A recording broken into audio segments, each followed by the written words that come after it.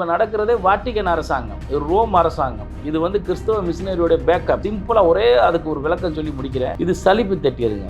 எத்தனை நாளைக்கு இது ரீல் அரசியலை பார்த்துக்கிட்டு உட்காந்துருப்பான் மக்கள்? சலிப்பு தட்டிடும்.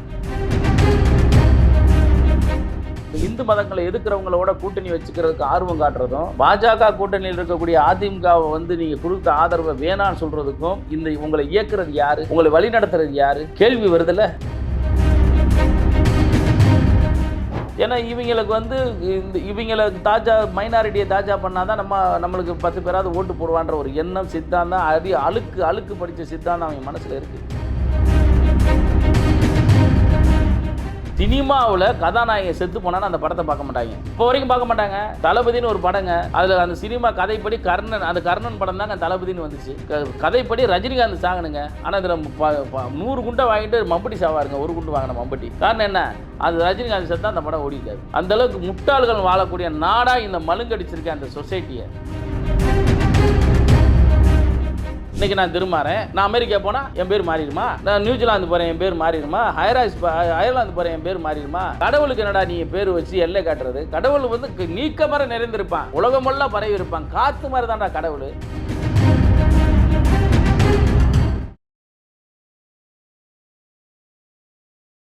இளையபாரத நேயர்களுக்கு வணக்கம். இன்னைக்கு நம்ம நேர்களில் நம்ம சிறப்பு விருந்தினர் தென்னிந்திய ஃபார்வர்ட் பிளாக் கட்சி தலைவர் திருமாரன்ஜி சார் அவர்கள் தான். சார் வணக்கம் சார். வணக்கம் விக்ரம். சார், இப்போ திமுக கூட்டணியில இருந்து எல்லாருமே கிட்டத்தட்ட வந்துட்டாங்க, அதிமுகல இருந்து எல்லாருமே போறாங்க. அப்படிங்கும்போது இன்னும் 10 வருஷத்துக்கு இந்த தாவி காட்சி தான் சார் இருக்க போகுது. அப்புறம் எல்லாம் இருக்க வாய்ப்பு இல்லைங்க.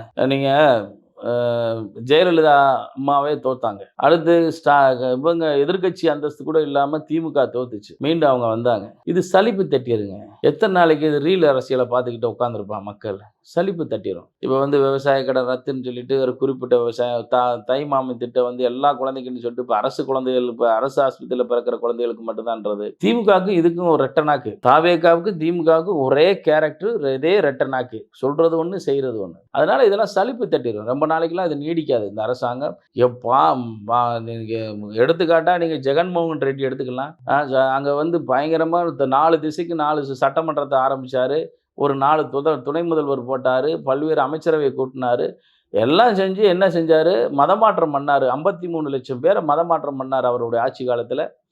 5 ஆண்டு காலத்தில் திருப்பதியில் உப்புமா போட்டார், மாட்டு கொழுப்பை கலந்தார் லட்டில். எல்லாம் வந்து இது வந்து இப்போ நடக்கிறதே வாட்டிகன் அரசாங்கம், ரோம் அரசாங்கம். இது வந்து கிறிஸ்தவ மிஷினரியோட பேக்கப்.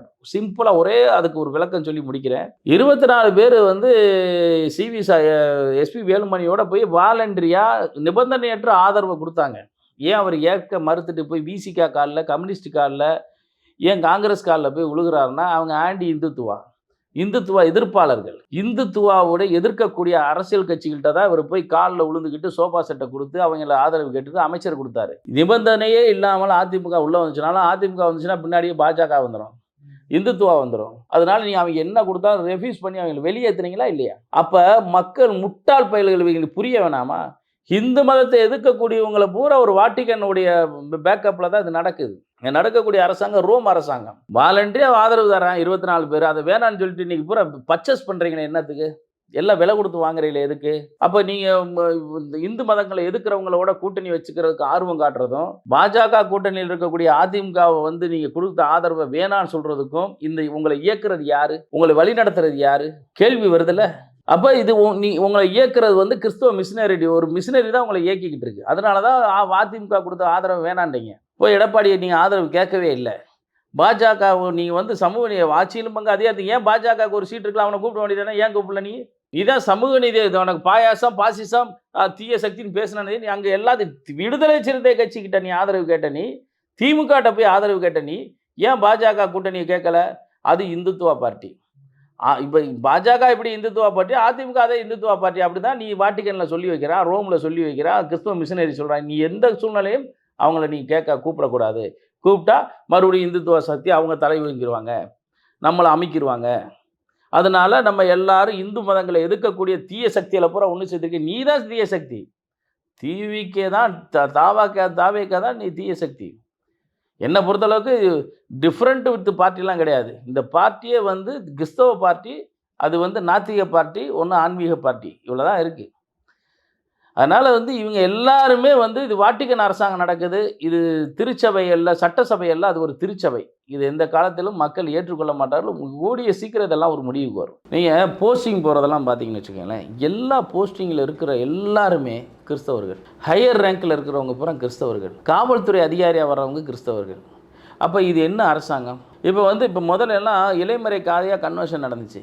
இப்போ பஸ் ஸ்டாண்டில் நின்று டான்ஸ் ஆடிக்கிட்டு மதமாற்றம் நோட்டீஸ் கொடுக்குறான். கேள்வி கேட்க முடியாது, போலீஸ் கேட்க முடியல. அப்போ நீ சுதந்திரமாக மதமாற்றம் பண்ணணும், அதுக்கு வந்து பாஜக அதிமுக ஆகாது. இவங்க ஆவாங்க, இவங்க முட்டு கொடுப்பாங்க. ஏன்னா இவங்களுக்கு வந்து இவங்களுக்கு மைனாரிட்டியை தாஜா பண்ணால் தான் நம்மளுக்கு 10 பேராவது ஓட்டு போடுவான்ற ஒரு எண்ணம், சித்தாந்தம், அழுக்கு படித்த சித்தாந்தம் அவங்க மனசில் இருக்குது. இப்போ முழுக்க இதில் யார் இருக்குன்னா முழுக்க கிறிஸ்தவ மிஷினரி தான் இந்த அரசாங்கத்தை இயக்குது. இதை நடிப்பு கோயிலுக்கு போகிறது, பொட்டு வச்சுக்கிறது, இதெல்லாம் பொய். இந்த முட்டாள் கூட்டத்திற்கு தெரியணும். கீழே வேலை பார்க்குற இங்கே ஓட்டு போட்ட அந்த முட்டாள் கூட்டத்துக்கு தெரியணும். இவன் வந்து பேரையும் சொல்லிச்சு, என் பேத்தி சொல்லிச்சுன்னு ஓட்டு போட்டான் பாருங்க. எரும மாடு, சாகிற வயசில் இருக்க எரும மாடுகள். இந்த எரும மாடுகள் 5 வருஷம் இந்த சித்திரவதையை தாங்கணும். போய் ஒரு பள்ளிக்கூடத்தில் கார்ப்பரேஷன் ஸ்கூலில் படிக்கிற பிள்ளைகிட்ட போய் அது எவ்வளோ பெரிய வேதனையை தெரியுமா குழந்தைய மனசில்? உனக்கு இங்கிலீஷ் கூட தெரியலையா? உனக்குன்னா தெரிஞ்சிருமா? எரும மாடு மாதிரி இருக்க. தெரியலன்னா தெரிஞ்சுன்னு போ. நீ இப்போ அந்த பிள்ளைகிட்ட what is your father, what is your name, அதை ஒரு ஆள் தப்பாக நீ பேசுன்னு சொல்லி கிளின்னு கிளிக்கிறான். அப்போ உங்களுக்கு என்ன அறிவு இருக்குது? உங்கள் வயசுக்கு தகுந்த மாதிரி பொறுப்புகள் இருந்தால் நீங்கள் அந்த பொறுப்புக்கு தகுந்த மாதிரி வேலை பார்ப்பீங்க. ஏன்னா ஒரு 50 வயசு 60 வயசுக்கு இருக்க பொறுப்பை கொண்டு போய் ஸ்கூல் படிக்கிறவன், பள்ளிக்கூடம் போகாதவன் கையில் அந்த பொறுப்பை கொடுத்தா எப்படி இருக்கும் இந்த அரசாங்கம்? எந்த அனுபவம் இல்லாதவன். இந்த வாட்டிக்கன் அரசாங்கத்தை வந்து மக்கள் எவ்வளோ சீக்கிரம் ஏற்றுக்கிற மாட்டாங்க. கொஞ்ச நாள் எல்லாம் கச்சு போயிடும். ஏன்னா இந்த அறிவு கேட்டவங்க இந்த நாட்டில் இன்ன வரைக்கும் சினிமா நடிகர் ஹீரோ செத்து போனால் படம் பார்க்க மாட்டாங்க. தமிழ்நாட்டில் பார்த்துருக்கீங்களா? அந்தளவுக்கு முட்டாள்கள் வாழ்கிற நாடு இந்த நாடு. சினிமாவில் கதாநாயகன் செத்து போனான்னு அந்த படத்தை பார்க்க மாட்டாங்க. இப்போ வரைக்கும் பார்க்க மாட்டாங்க. தளபதினு ஒரு படங்க, அதில் அந்த சினிமா கதைப்படி கர்ணன் படம் தாங்க தளபதினு வந்துச்சு. கதைப்படி ரஜினிகாந்த் சாகணுங்க. ஆனால் இதில் 100 குண்டை வாங்கிட்டு மம்பட்டி சாவாருங்க. 1 குண்டு வாங்கின மம்பட்டி. காரணம் என்ன? அது ரஜினிகாந்த் செத்தான் அந்த படம் ஓடி இருக்காது. அந்தளவுக்கு முட்டாள்கள் வாழக்கூடிய நாடாக இந்த மழுங்கடிச்சிருக்கேன் அந்த சொசைட்டியை.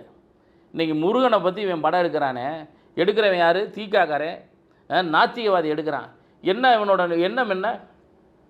இவர் கடவுளே இல்லை, நம்ம முன்னோர்கள்னு சொல்ல வரேன். அவர் விவசாயம் பண்ணார், கோமணத்தை கட்டிட்டு உழுதாருன்னு சொல்லி இவன் கதை எழுதுறானே. என்ன காரணம்? இந்து மதம்னு இருக்கக்கூடாது, இந்துக்களுக்குன்னு ஒரு கடவுள் இருக்கக்கூடாது, அவனை சாமியாக பார்க்கக்கூடாது. அப்போ முன்னோர்களாக பார்த்துட்டோம்னா அதுக்கு ரெஸ்பெக்ட் இருக்காது. என் தாத்தா எங்கள் அப்பனை நம்ம வந்து பார்த்த ஒரு தலைமுறைக்கு மேலே அவனை மதிக்க போகிறோமா?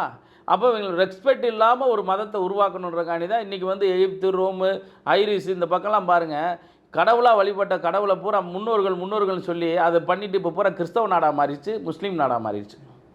இப்போ இது கிறிஸ்தவ நாடாக முஸ்லீம் நாடாக மாற்றணுன்றதுக்காண்டி தான் முருகனை பற்றி இவன் படம் எடுக்கிறான், நாத்திகவாதி பூரா. இவன் என்னவா இந்த படத்தை பார்த்துட்டா முன்னோர்கள் யார்? முருகன் அப்போ முப்பாட்டனா சரிடா. இவன் சொல்கிறது பூரா பொய்யுங்க. இந்த ஒரு கட்டமைப்பு பெரியார் உத்தமன் சொல்கிற நாடு இல்லை இது.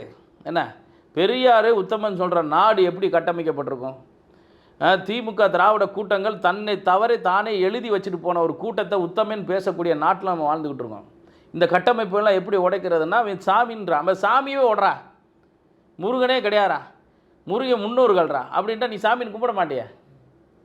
இவன் இருக்கான் பாருங்க, ராமன் வடநாட்டு சாமி, கிருஷ்ணே வடநாட்டு சாமி, பிரம்மே வடநாட்டு சாமி, பிள்ளையார் வடநாட்டு சாமின்னு. எங்கள் நாடு 8 நாடு 24 உபகிராமத்துக்கு வாங்க. நாங்களாம் நாடுகளை அமைச்சு கட்டுப்பாக உருவாக்கி வச்ச நாட்டு தலைவர்கள் வாழ்கிறக்கூடிய கருமாத்தூர் நாட்டில் பலராமனுக்கு கோயில் இருக்குது. ராமனோட அண்ணன் பலராமனுக்கு கோயில் இருக்குது, மலராமனுக்கு கோயில் இருக்குது, எத்தனையோ இன்னும் ஆஞ்சநேயருக்கு கோயில் இருக்குது, விநாயகன் கோயில் இருக்குது. அங்கே இன்னும் கிராம வழிபாடு தான். நாங்கள் 3 ஆண்டிகளை கும்பிட்றோங்க. மாயாண்டி, விருமாண்டி, சிவனாண்டி. மாயாண்டினா என்ன? மாயக்கண்ணன். விருமாண்டினா என்ன? பிரம்மை. இன்னும் போய் எங்கள் விருமாண்டி கோயிலில் பாருங்கள், பிரம்மனுக்கு 5 தலை 4 தலையா, அங்கே குதிரையில் 4 தலையோடு உட்காந்துருப்பார். கிராம வழிபாட்டு தெய்வத்தில் எப்படி 4 தலை வந்துச்சு? விருமன் அது மறைவி, பிரம்மன் மறைவி விருமனாக மாறிச்சு, மாயன் மறைவி மாயாண்டியாக மாறிச்சு. கலியுகநாதர் கோயில்னு ஒன்று இருக்குது கீழக்குடி பக்கத்தில், கீழக்குடி அந்த வடக்கம்பட்டியில் ரோட்டில், அது கலியுகநாதர்னு போட்டிருக்கோம். அதை கழுவுநாதர் கோயிலுன்னுவான். அவன் சிவனாண்டின்னு கும்பிட்றோம். எல்லா உலகமெல்லாம் கும்பிட்ட சாமி தான் நாங்களும் கும்பிட்றோம்.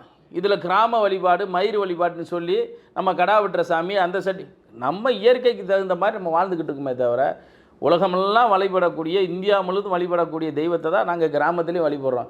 இதெல்லாம் எடுத்து சொல்கிறக்கு எவனா இருக்கானா? எங்கள் கூட பிறந்தவனே பேசி ஆடுவேன் சிரிப்பேன். ஏன்னா கூமுட்டை எல்லாம் தெரிகிறதில்ல. நாங்கள் இதே சித்தாந்தத்தை படித்து வந்தவங்க. எப்பரா விரும்மாண்டிக்கு 4 தலை இருக்குது அப்படின்னு நம்ம கேட்க முடியல.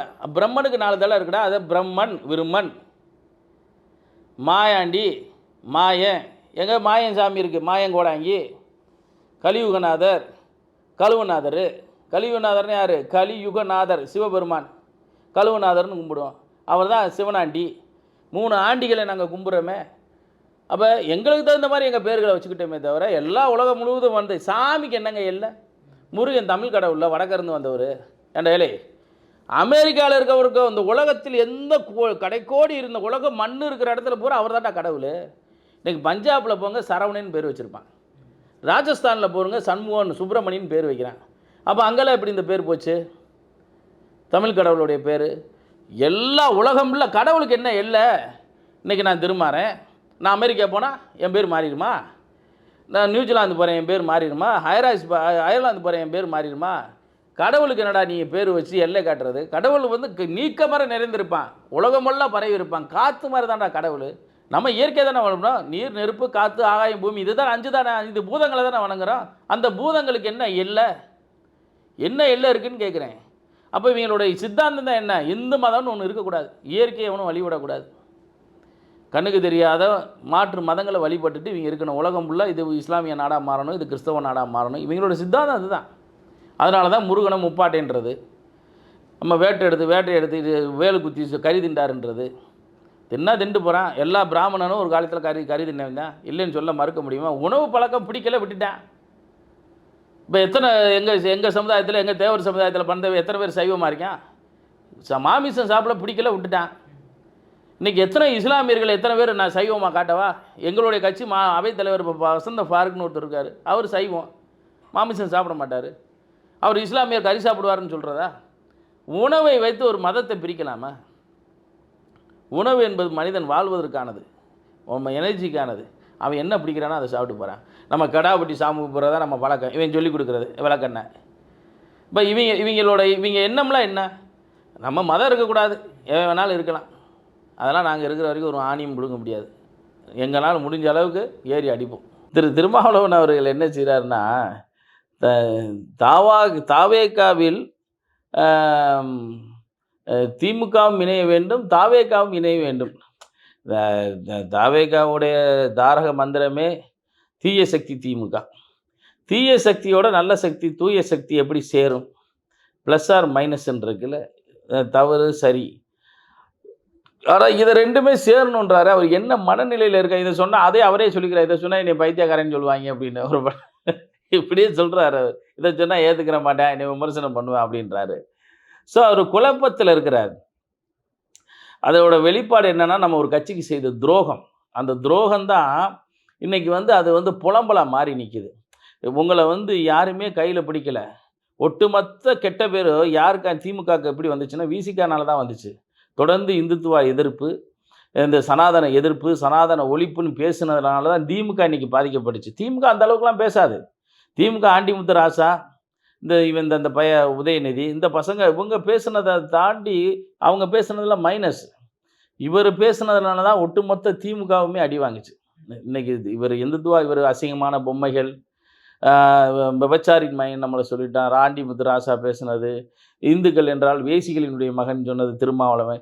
இந்தோட முகச்சுளிப்பின் காரணமாகத்தான் இந்துத்துவ ஓட்டுக்கள்லாம் இங்கே வாங்காமல் போனதுக்கு காரணம், திமுக தோல்விக்கு காரணம் ஒரு வழியில் விசிகா, இந்த கம்யூனிஸ்ட் கட்சி, இந்த 25 கோடிக்கு வித்த கம்யூனிஸ்ட் கட்சி. இவர்கள்லாம் இன்றைக்கி அமைச்சரவையில் இடம்பெற்றுட்டு இன்றைக்கி அமைச்சர் சுபத்தை காணதுக்கு அப்புறம் திமுகவை விமர்சனம் பண்ண ஆரம்பிக்கிறாங்க.